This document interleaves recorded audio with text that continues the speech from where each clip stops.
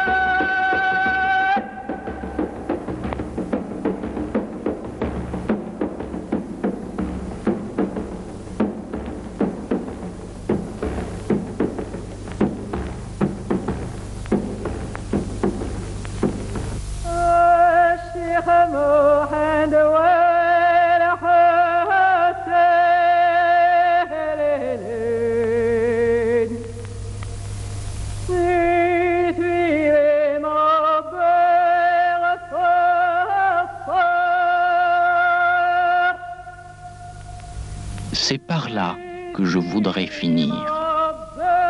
Le nombre de jours qu'il me reste à vivre, Dieu seul le sait. Mais, quel que soit le point de la course où le terme m'atteindra, je partirai avec la certitude chevillée que, quels que soient les obstacles que l'histoire lui apportera, c'est dans le sens de sa libération que mon peuple, et à travers lui les autres, ira. L'ignorance, les préjugés, l'inculture peuvent un instant entraver ce libre mouvement. Mais elle est sûre que le jour inévitablement viendra où l'on distinguera la vérité de ses faux semblants.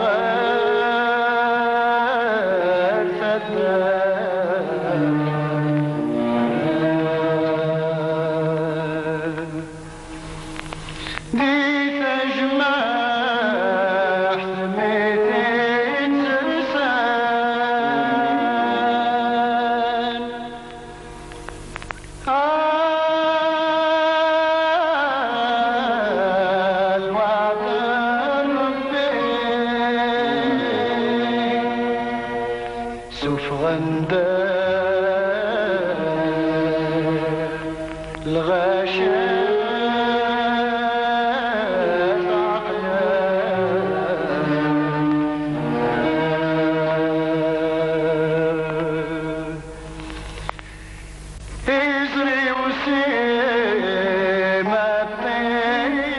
نروح غار ثنطلت غار ثياني نروح نلحق كني دقس نلحق كني في دار اماكن تمغراني ديال عندي يهضر دا المولود لا نتزال يرك هذا سنحس لاش هذا غاديني عرضغ يعني هذا الثمن غيماني باللي غار ثنطلت دا المولود الى الحوز ميرارا كغورين تزال الحوغ باش ادوالي غدا المولود انا غادي يهضر. Ce livre est indéniablement l'un des plus beaux de la littérature algérienne. S'il représente beaucoup pour nous, je pense qu'il représente aussi beaucoup pour Mouloud Mamri. Il y a mis toute sa jeunesse, mais aussi une certaine conception esthétique faite de clarté, de classicisme, d'une poésie mesurée et discrète. Oui, je crois que pour peut-être parler de façon un petit peu valable de ce que tu es en train d'évoquer en ce moment, il faudrait peut-être se replacer à l'époque où ce roman a apparu. Comme tu disais tout à l'heure, il est de 1952. Il a paru, ceci pour simplement, enfin pour mémoire, à titre simplement d'information, il a paru en 52 en même temps que la grande maison de Mohamed Dib. Je crois que ça a été en date. Hein. En date, les deux premiers romans écrits en français par des Algériens. J'entends, bon, enfin, des romans qui ne soient pas, je ne sais pas comment dire, un peu folkloriques ou bien, parce qu'il y en a eu auparavant. Ce livre, au moment de sa sortie, a provoqué une très vive polémique entre un certain nombre de ce que je qualifierais d'intellectuels du mouvement national algérien, qui avaient reproché donc au livre, à la Colline oubliée et à Mamri lui-même de ne pas prendre une position suffisamment claire. Et la réponse de Mamri a été la suivante. Je pense que le rôle de l'écrivain, ça n'est pas celui-là, c'est celui de rappeler les valeurs essentielles. Et quand un discours s'en éloigne trop, quand il offusque la réalité, je crois que son devoir est en effet de le dire. Et je crois qu'il rend un service infiniment plus grand à la nation dont il est qu'en hurlant avec les loups, si j'ose dire. La Colline oubliée ou Le sommeil du juste, c'est d'abord une œuvre littéraire qu'il faut prendre en tant que telle, et au-delà, il peut y avoir peut-être un message politique, mais il faut absolument éviter de réduire le contenu d'une œuvre de la littérature à sa pure position politique. Cette crise de 49 a en effet, attention que je ne voulais pas entrer dans les détails, mais enfin, étant donné qu'elle tournait en grande partie autour justement de cette question-là,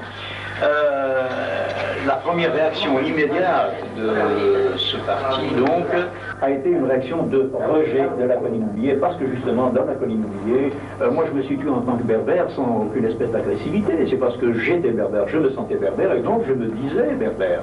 Mais il est évident que ce roman était dirigé contre quoi que ce soit, il était dirigé pour quelque chose, et ce quelque chose est naturellement notre culture à nous.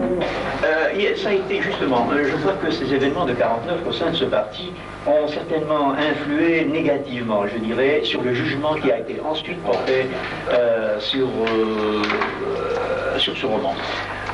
Bon, j'avoue que cela m'a assez agacé à l'époque où ça a apparu, mais en réalité, je n'étais pas tellement...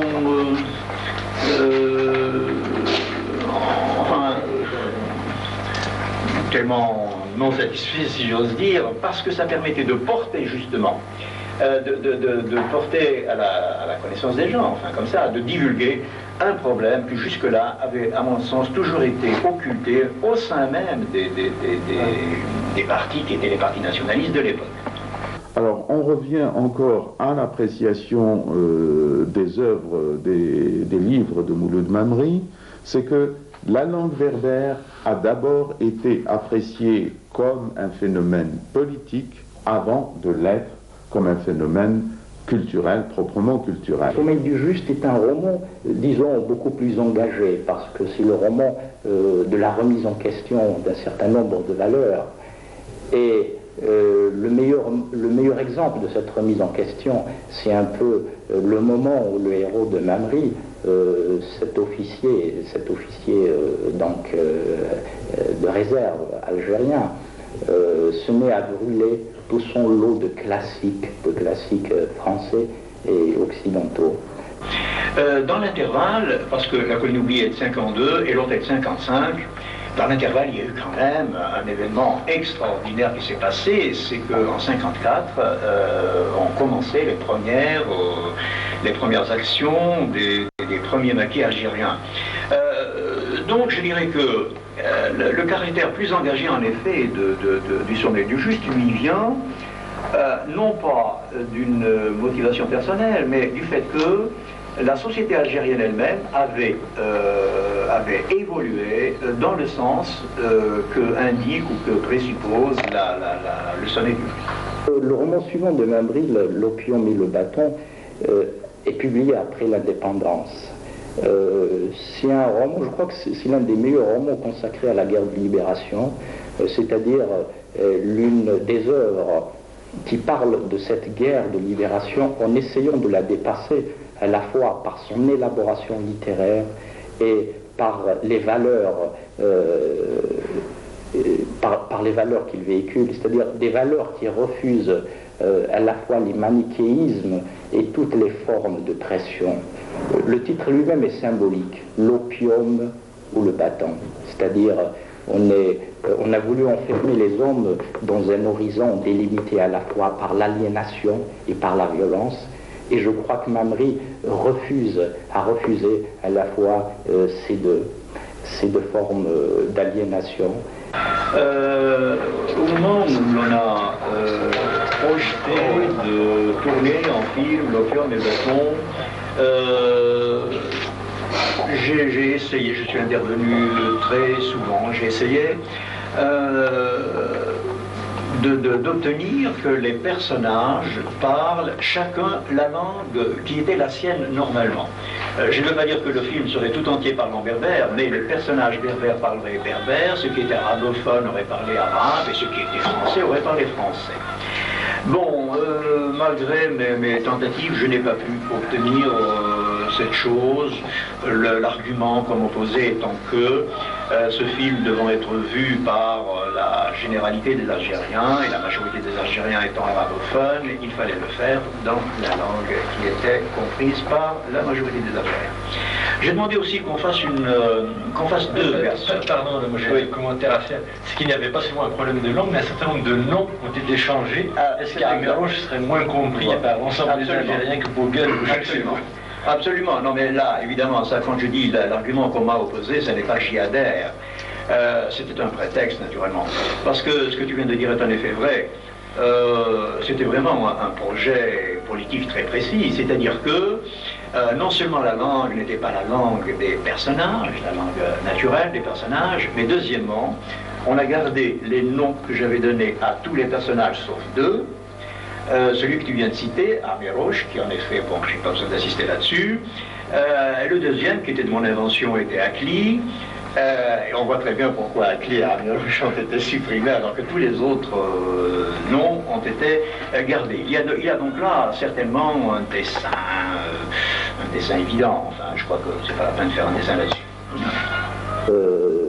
Mamri est resté donc de 1965 jusqu'à 1982, je ne sais pas, une simple mathématique peut nous donner le nombre d'années, ça fait 17 ans peut-être, je ne sais pas trop, donc sans publier de romans, et quand il revient au roman, c'est un peu pour faire un constat de désillusion. La traversée, c'est un peu la traversée du désert, non seulement d'un auteur, mais aussi d'un pays, d'une société. الانتقاد يسفران سي محمد يسفران تقزايلي يقزيمن سيدني تكسابين يكتلين يزين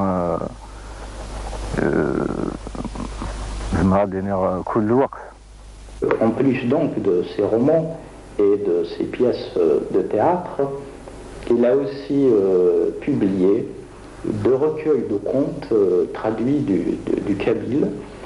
Et c'est malheureusement 2 recueils très peu connus qui n'ont jamais été diffusés en Algérie. Et je crois que Mamri y tenait beaucoup parce que dans l'entretien que nous avons eu ensemble, il me disait avec une certaine amertume en parlant de ces 2 recueils, j'ai aussi publié 2 petits recueils de contes berbères d'Algérie. J'ai appelé l'un Machaou et l'autre Tellem Chaou. Tu sais que ce sont les 2 premiers termes de la formule qui ouvre les contes. Je suis heureux qu'avec Si Mohamed et la colline oubliée, ils soient les plus lus de mes œuvres, qu'ils soient connus à l'étranger, que les enfants de 2 écoles françaises aient utilisé ces textes pour les jouer, les illustrer. Je n'en regrette pas moins qu'ils soient ignorés chez nous, qui ne contribuent pas à meubler l'imaginaire de lecteurs ou de spectateurs, livrés dans le même temps sans défense aux imageries audiovisuelles, violentes ou sérieuses, qui viennent jusqu'à nous de divers horizons. Mamri s'interroge sur un peu ce qu'on pourrait appeler le génocide culturel. À travers le cas des Aztèques, cette brillante civilisation d'Amérique du Sud, détruite au XVIe siècle par les Espagnols, Mamri pose le problème de l'hégémonie culturelle, il pose le problème des cultures dominées, des cultures qui sont détruites parce que les hommes n'ont pas accordé assez d'importance à leur existence. Je crois que le banquet, c'est une sorte de sonnette d'alarme, un peu que Mamri a voulu actionner pour attirer notre attention sur un certain nombre de cultures menacées. Bon, notre culture est une culture orale. À ce titre, elle est plus menacée qu'une autre culture, étant donné que nous n'avons pas fixé dans des livres ou bien des enregistrements ce qui fait l'essentiel de cette culture. Déjà, une première chose, une première action à laquelle on pourrait s'attacher, ce serait de recueillir, de collecter tous ces éléments de culture orale, que ce soit, mettons, je ne sais pas, de la poésie, des contes, des proverbes, même des textes en prose. À mon avis, c'est tout à fait important et essentiel. Et quelle que soit la façon dont on les écrive, ou bien quelle que soit l'importance que l'on attribue aux textes que l'on recueille, je pense que de recueillir déjà ce qui existe avant que ça ne disparaisse, car ça disparaît de plus en plus vite.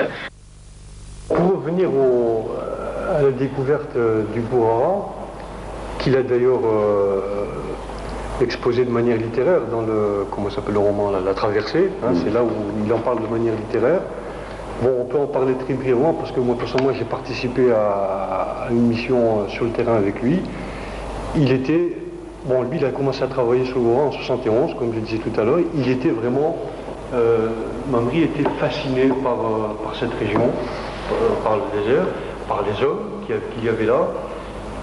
Et surtout par cette merveilleuse production. C'était à la fois de la poésie, à la fois de la chorégraphie, à la fois de la musique. De la musique, bon, donc il était fasciné par les livres.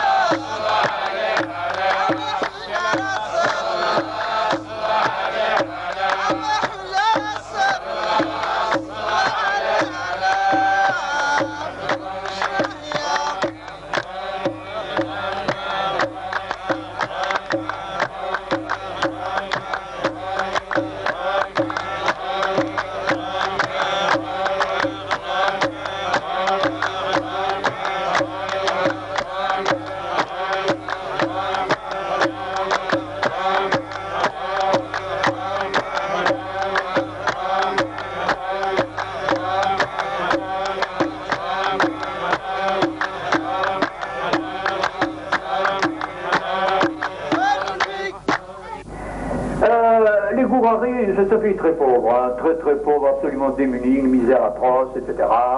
Bon. Mais ils ont gardé ça, c'est qui est très beau, une musique très belle, une poésie très belle.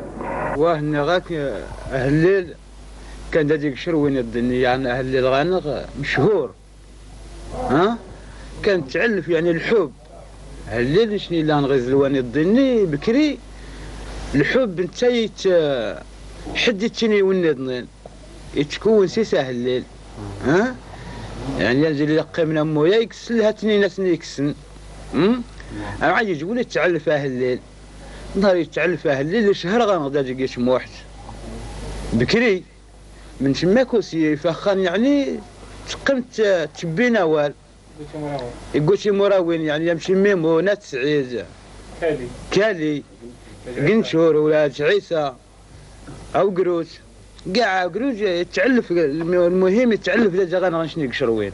Les premiers éléments qui sont entrés dans le Gurara tombent sur cette culture qu'ils ne connaissaient pas, ils la trouvent excessivement étrange, un peu anachronique, etc. La première tentation, c'est de dire ceci est complètement en dehors de notre histoire actuelle, il faut supprimer tout cela. Parce qu'il n'y avait pas que la ville, il y avait toute une série de fêtes qui faisaient l'ensemble de la culture gourari. Et un certain nombre de fêtes qui n'étaient pas spécialement orthodoxes ou islamiques, enfin bon, je passe sur les détails.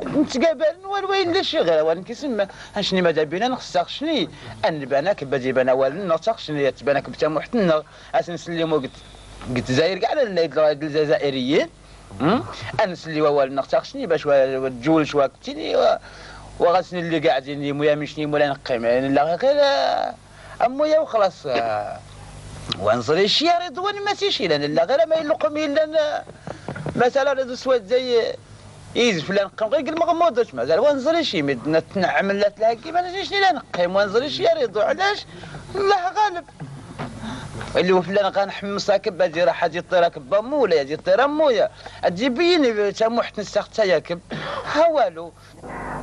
Quand on n'a pas connu ça auparavant, on peut toujours dire pourquoi pas. Bon, ben ils viennent, ils dansent, ils chantent et puis ils s'en vont.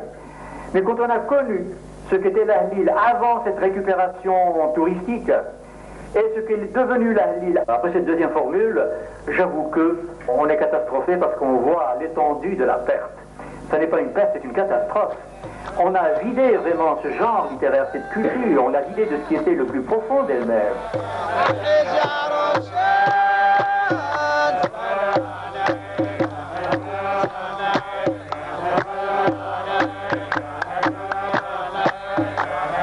ها جبدني ضو ما كيلان السيده ديال الهغا وقولوا دا دار حتى حدا كاين راح رايدو الا جيني قل فيلم التلفزيون وصبيح لو كان تاخشني لا يتفق دا والنا التلفزيون ناق الراديو ولا نتسلى الخبر ما كاين الا يمو الا نقيق التلفزيون نقمك بانين هي شرويني هاي شرويني دي فخان شروين هذيك اسم هذه اللي كاع بدنا اختي تما تجي هما يقنسن تاش كان عادي شو سيمو ميا مكنيب شو سيم زغانا نرحب سيس وانا مرحبا بكم يعني بالعز والكرامه ها اساس نكرم مليح هذه اللي كاع بدنا دفقنا مع هذه الصفات كيما نسنمو ادعد لي كاع ايمان تاختي دفقنا كاين هي نفقني التلفزيون تاختي نفق انا حنعدل باش نفق تاختي التلفزيون ايوا شنو والو نقيم غير ناك ودنا نجيوسن غير انا صورنا نسنو تاكلو انا صورنا كاين هي مولانا حكنا بنسوق التلفزيون غتسمع وانا الراديو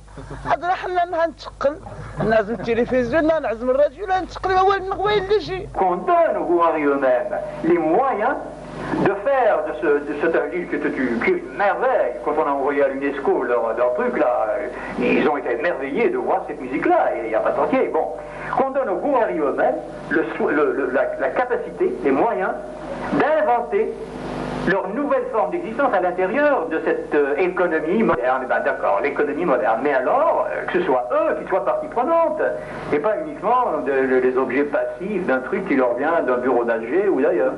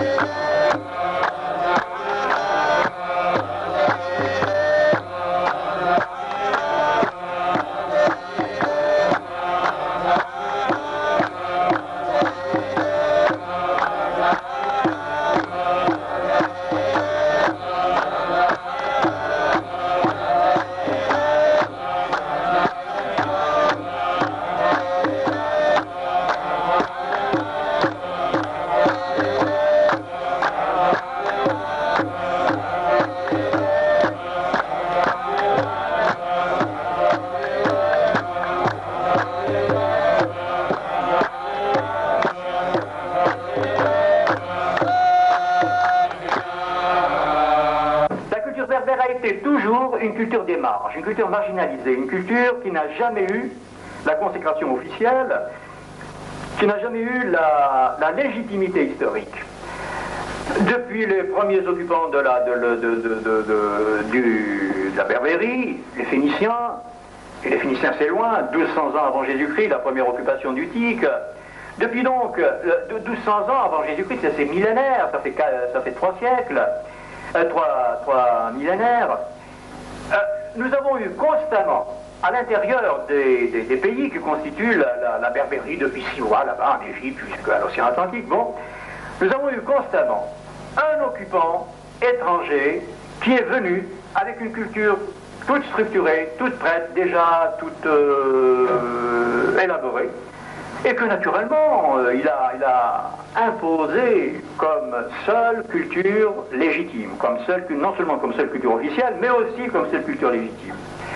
À Mouloud Mamri, on a intenté toute une somme de procès, n'est-ce pas? On l'a qualifié de chef de file du mouvement berbériste, alors que finalement, il n'a été qu'à son corps défendant à l'origine de l'explosion d'avril 1980. La contestation débouche toujours sur quelque chose, elle ne peut pas être purement négative. Bien sûr, on refuse quelque chose, mais on ne refuse quelque chose qu'au nom d'un certain nombre de valeurs que l'on explicite peut-être pas du premier coup, mais desquelles on a conscience, enfin que l'on porte en soi. Je crois que la contestation, c'est le premier pas, c'est un palier d'élan, c'est la première marche vers la construction de quelque chose de positif. Par conséquent, on va voir donc assez rapidement des gens comme Mouloud Mamri, comme Keteb Yassine et d'autres écrivains se marginaliser très très rapidement.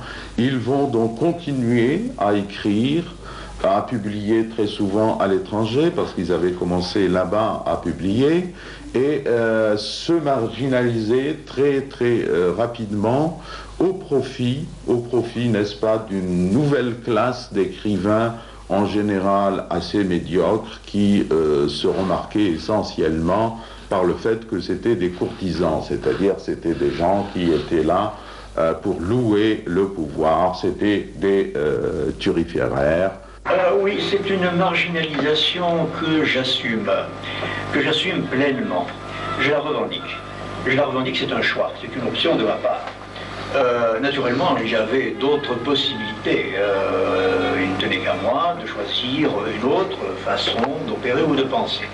Mais je considère que les pensées qui sont les miennes sont justes, elles sont vraies, j'y tiens, quelles que soient les conséquences que sur le plan matériel elles peuvent avoir. Cette marginalisation, évidemment, c'est un préjudice. J'aurais bien aimé participer complètement et entièrement à la vie algérienne d'une façon totale, si tu veux. Mais enfin, quant à choisir entre les deux, j'aime mieux la fidélité à mes idées qu'un tout autre projet que l'on pourrait considérer. Donc Mamri exprime ici une sorte d'amertume et de désillusion un peu parce que il ne faut pas cacher que l'itinéraire de Mamri a été un itinéraire très très dur. Mamri a été un intellectuel très décrié. Il a été au centre de beaucoup de controverses. Son statut d'intellectuel algérien a été un statut très très ambigu.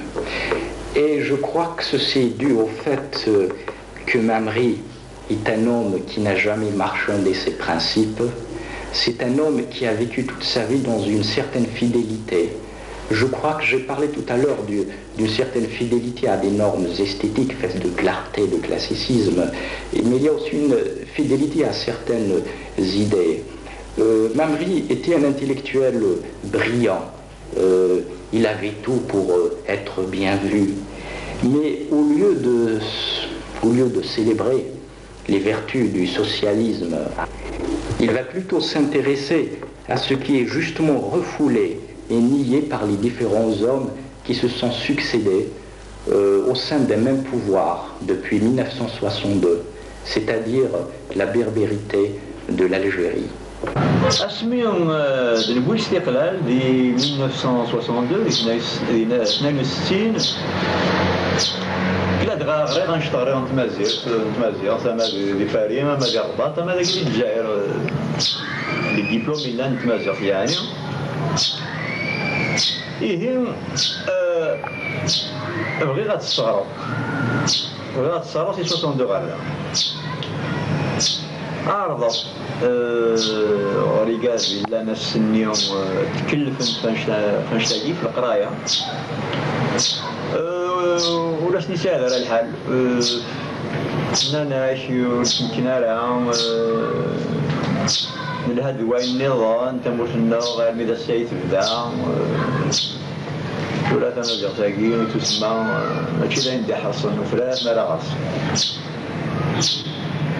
راه ساكن وفيها كيرا بوبريد القرايه تمازغ سمازغ والواقع على ولكن وفيها كيرا بوبريد اللي الصغار غادي تسداو يوتو السنه قارنا ليتنولوجي هي سكشي مارتا مازيغ ديال ليتنولوجي دينا وردنينا راه وكان بلي ما الا ديال ليتنولوجي راه تستغرب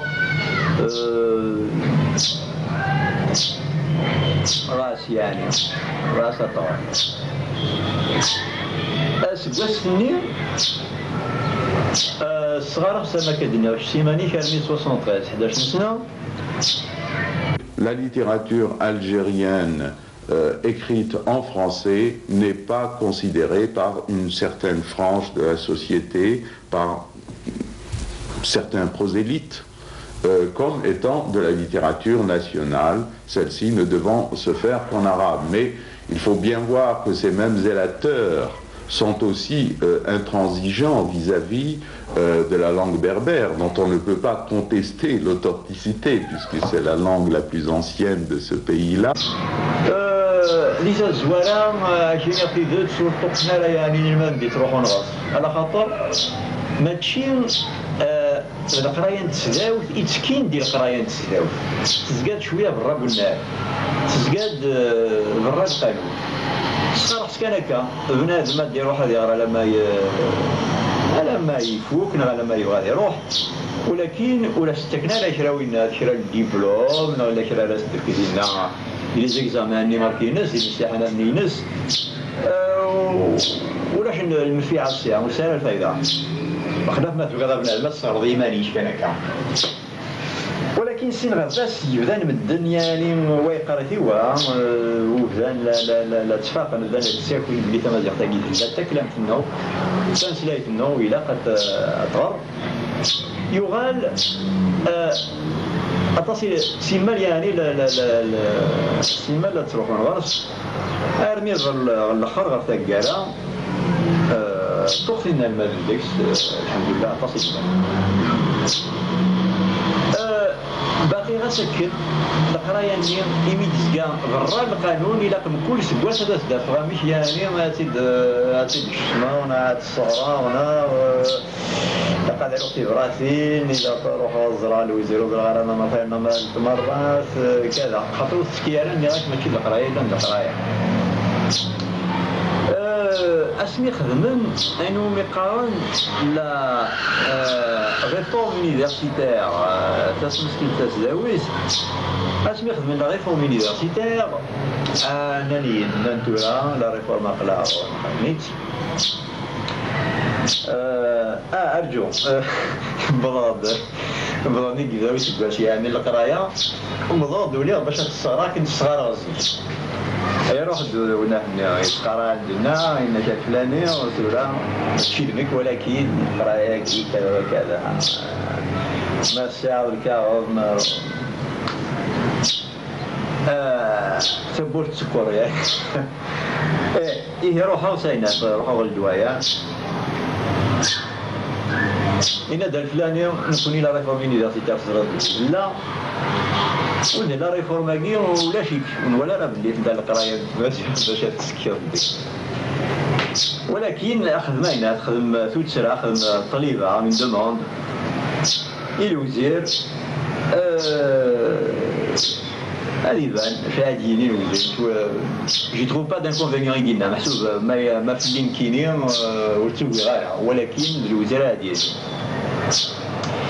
الوزير ولي خاصه براس وظيفه يدي يتفاهم باش وكذا وكذا باش دير الواجب سكواسنا على الساعه مازال ودير راه واقيلا صافي ولا 11 الله يبارك مازال وليد وجبنا راه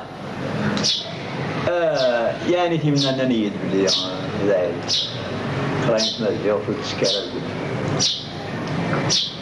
La vie de Mouloud Mamri a été une lutte ardue pour la liberté, une lutte contre les bâillons et les mensonges. Cet homme qui n'a jamais marchandé ses principes, comme je l'ai dit, est devenu une sorte d'incarnation de l'âme millénaire de l'Algérie, c'est-à-dire son âme berbère.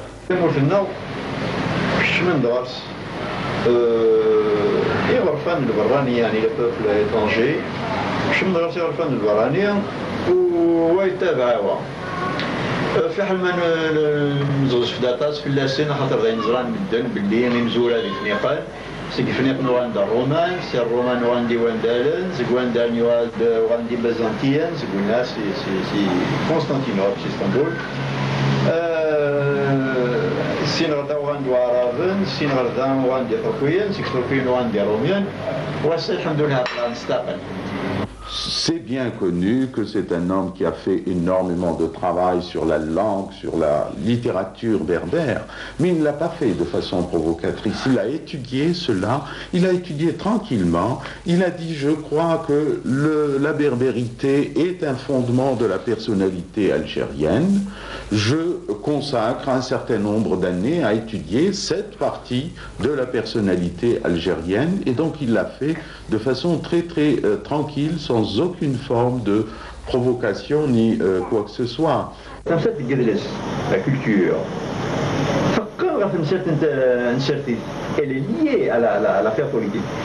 ما سبوها بنادم جري فاسيك ما إلا فسرتي جري فاسني جاي تلا الزمرة أتسبدو إذا إلا ندير زينك تا كولتور تا مسلاك إلا تا مسلاك دينك ما إلا فسرتي تقفوس الغير راهي تلا هضرت نقيم وتزمير غير تسرد تا كان في الحكم تزمير ترد تا مسلاك أنا إلحان يعني للحكم dans l'administration المثال.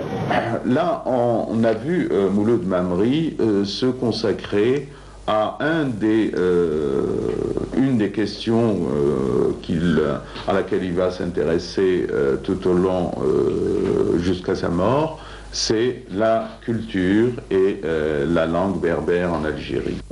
هنا من زمان يصحي السفياني اسيني معايا انت كلام تاقي ولا ما موحد دي مزيان لي جان مرابيدي مرابط دي مزيان ولكن اين ننسل الحكم الدولة اللي غيدخل تدخل لنا الدولة مازال خلق نسيد الدولة تنسلم ما دوالي مازال تسلحوي سكودك اغرف ان بو ويسالا تسرتي تجري فاسي باللي نسا يطبع نسا راهي جسمان راهينين ايني لاخر يسرتي يشبه يربي ولادات ليس ما تشبه يربي تحقق باللي ولادي ليس هذه تباع كان لحالتنا والتاني يقدر يظهر كل يوم ذا الساعه ولاش يون الوقت ذي نبوي ستيدت الحكومة يجري فاسنا باللي أكن الذي مازال ماشي أكن لا نحكم فوز من في اسم فلاني.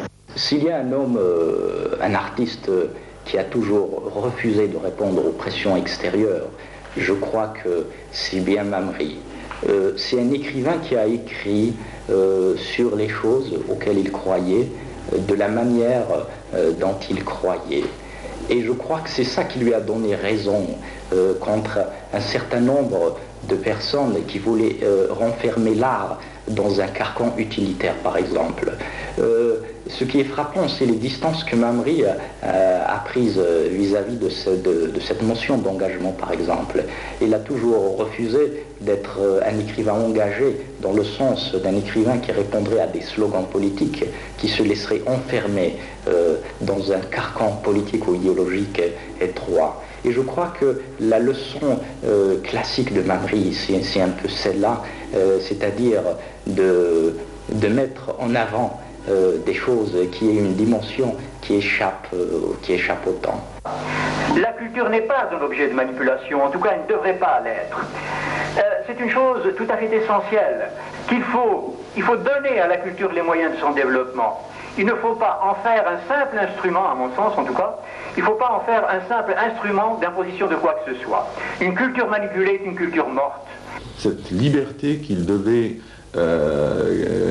s'était toujours conservé, et cette probité morale qui le poussait à toujours dire la vérité, même quand ça dérangeait un certain nombre de gens, qui a fait qu'il a tellement ennuyé tous les systèmes, tous les pouvoirs en place, chacun d'entre eux ayant essayé de le récupérer en quelque sorte. Mais je crois que jusqu'à la fin de sa vie, il est resté un homme libre. Cette politique de la culture-là, c'est un peu la politique du chasseur. Pas le chasseur à coup de fusil, mais le chasseur qui tend des pièges. On tend un piège et on attend que le gibier tombe. Ben, la culture, c'est pas ça. C'est un gibier qui ne se laisse pas prendre. Il faut absolument qu'on tienne compte des hommes eux-mêmes, de ceux qui la vivent, et la culture ne peut être créée que par ceux qui en sont non seulement les détenteurs, non seulement les utilisateurs, mais aussi les premiers bénéficiaires.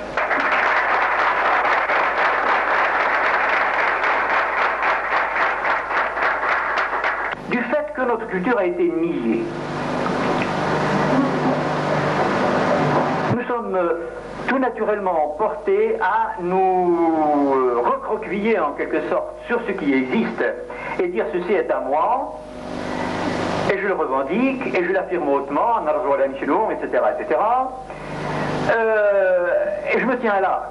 C'est un bastion que je défends, et je ne la conçois que sous cette forme-là.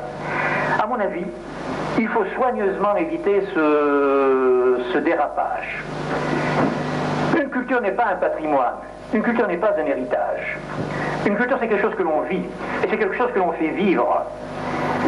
Mouloud Mamri, c'est, je crois, d'abord un homme libre. Et c'est ensuite un homme d'une probité intellectuelle et morale absolument exceptionnelle. En ce sens que c'est un homme libre parce qu'il a toujours tenu à sa liberté. Jamais, à aucun moment, il ne s'est laissé emporter dans quelque forme que ce soit d'embrigadement. Il a toujours tenu à être une espèce de conscience, à dire ce qu'il appelle, lui, le devoir de vérité, c'est-à-dire même à l'intérieur d'une cause juste, il y a des faits qui sont condamnables, il faut donc les condamner. Maintenant, je ne suis pas prophète, bien sûr. Je ne peux exprimer que ma conviction personnelle. Ma conviction personnelle est que cette culture vivra. Tant qu'il y aura des gens pour vraiment la revendiquer, l'assumer, elle ne peut pas mourir, ce n'est pas vrai. Mamri, je crois que se méfiera toujours de la politique. Ce qui l'intéresse, c'est la dimension culturelle et humaine des choses. C'est pour ça qu'il n'a jamais été un leader. Ça ne l'intéressait pas d'être considéré comme un chef de file, d'être considéré comme une sorte de maître à penser. Et je crois que c'est une attitude qui s'accorde très bien avec cette jeunesse de Mamri. Mamri a toujours été un homme qui s'est voulu jeune.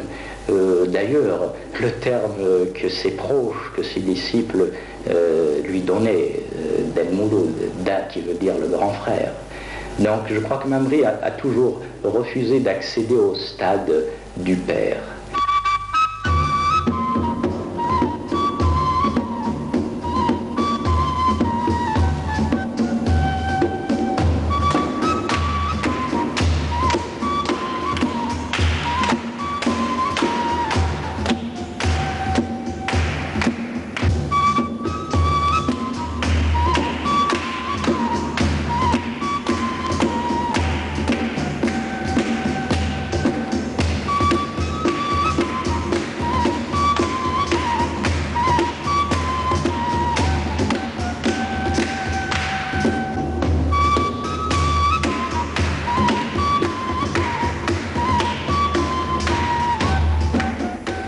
Je crois que c'est la meilleure manière de voir que Mamri, après sa mort, a pu se défendre en fait par les positions qu'il a toujours eues et qu'il a échappé à ce ghetto dont beaucoup de gens qui lui faisaient des procès voulaient l'enfermer. Je crois que Mamri était un homme éclaté un peu à la dimension de l'Algérie et du Maghreb. Et on le trouve partout, il s'est intéressé à tout. Nous savons qu'il a fait des conférences sur Ibn Khaldoun, qu'il a recueilli des poèmes dans le sud oranais, l'île du Gourara. C'est un homme d'une très grande curiosité. C'est un homme qui ne voulait rien abdiquer. C'est un homme qui ne voulait faire de concessions à aucune contrainte d'ordre idéologique. Et je crois que la meilleure manière de voir un peu cette ouverture de Mamri, c'est un peu de revenir un peu à ce qu'il me disait vers la fin de l'entretien que nous avons eu en 1976. Je suis né dans un canton écarté de hautes montagnes, d'une vieille race qui depuis des millénaires n'a pas cessé d'être là, avec les uns, avec les autres, qui sous le soleil ou la neige, à travers les sables garamantes où les vieilles cités du Tel, a déroulé sa saga, ses épreuves et ses fastes, qui a contribué dans l'histoire de diverses façons à rendre plus humaine la vie des hommes. Les tenants d'un chauvinisme souffreteux peuvent aller déplorant la trop grande ouverture de l'éventail. Hannibal a conçu sa stratégie en punique. C'est en latin qu'Augustin a dit la cité de Dieu. En arabe qu'Ibn Khaldoun a exposé les lois des révolutions des hommes. Personnellement, il me plaît de constater, dès les débuts de l'histoire, cette ample faculté d'accueil. Car il se peut que les ghettos sécurisent, mais qu'ils stérilisent, c'est sûr.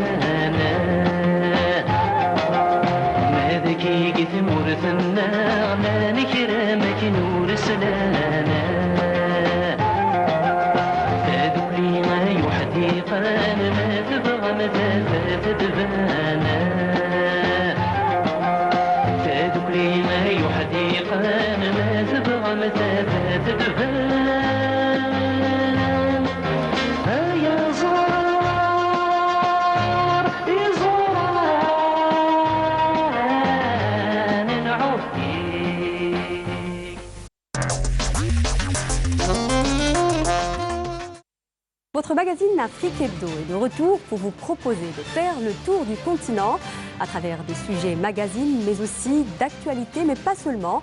Un invité viendra de temps à autre sur ce plateau éclairer nos lanternes sur les sujets d'actualité. Alors, à très bientôt. Tout est dit, alors ne manquez pas le rendez-vous. Afrique Hebdo, mercredi soir à 20h45 sur Canal Algérie.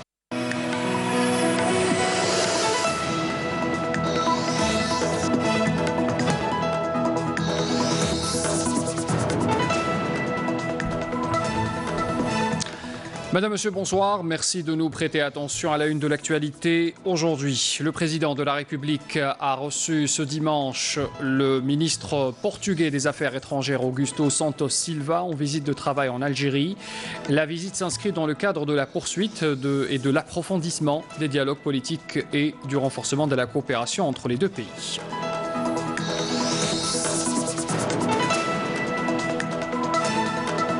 Un nouveau portail multimédia dédié au patrimoine culturel algérien et particulièrement à la musique andalouse a été inauguré officiellement ce matin à Alger. Dans un message à cette occasion, le président de la République, Abdelaziz Bouteflika, exprime sa grande satisfaction de voir l'idée de créer ce portail concrétisée.